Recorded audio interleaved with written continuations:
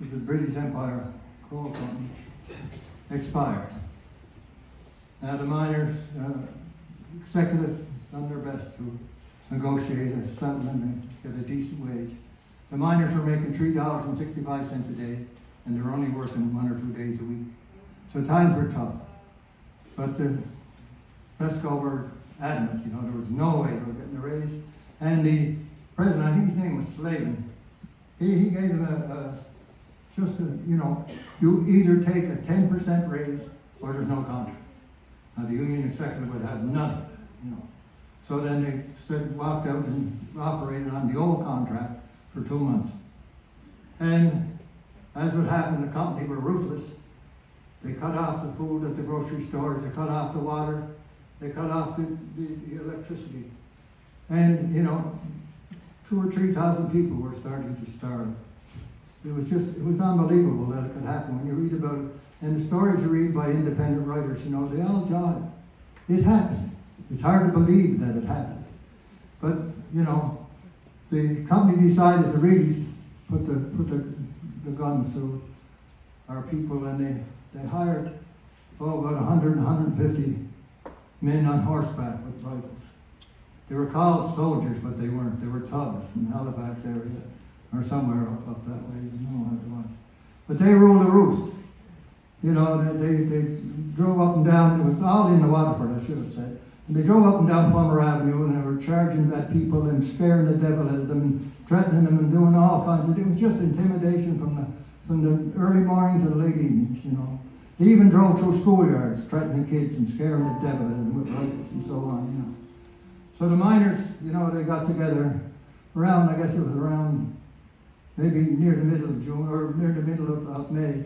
And they decided they would pull the maintenance people out of the power station. And then they put up a picket line. But then those fellows came riding in with their horses and their guns and everything, and they overrode the picket line and they chased them out. So then, on June 11th, 1925, the miners all gathered on the streets in the Waterford. There was about maybe 350, 400 people. And they were joined by miners from the Waterford and outlying districts like Reserve, Dominion, Glace Bay, and Sydney Mines. And soon they had about 3,000.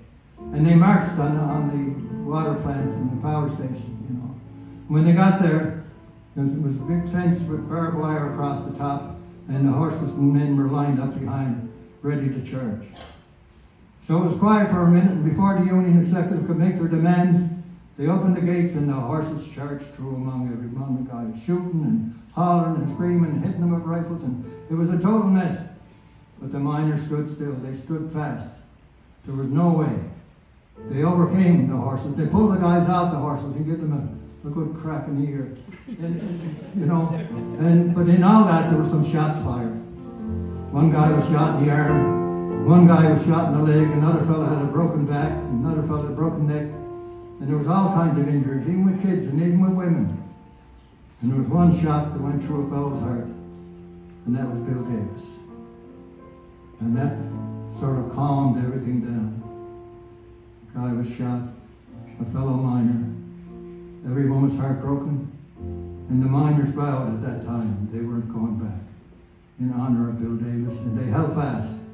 And finally the federal and provincial governments did what they should have done 2 or 3 years ago.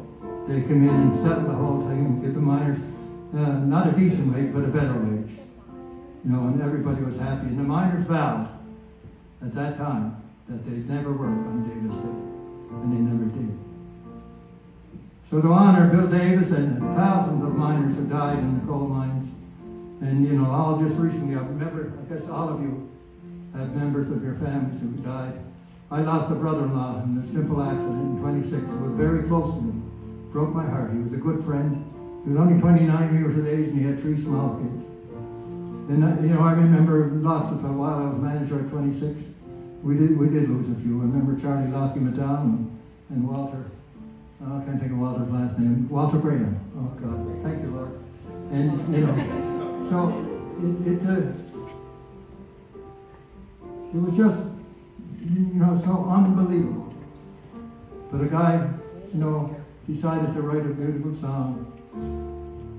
in token of this event, a tragic event, although he wrote it a few years later.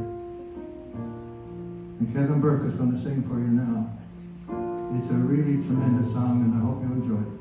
Thank you very much.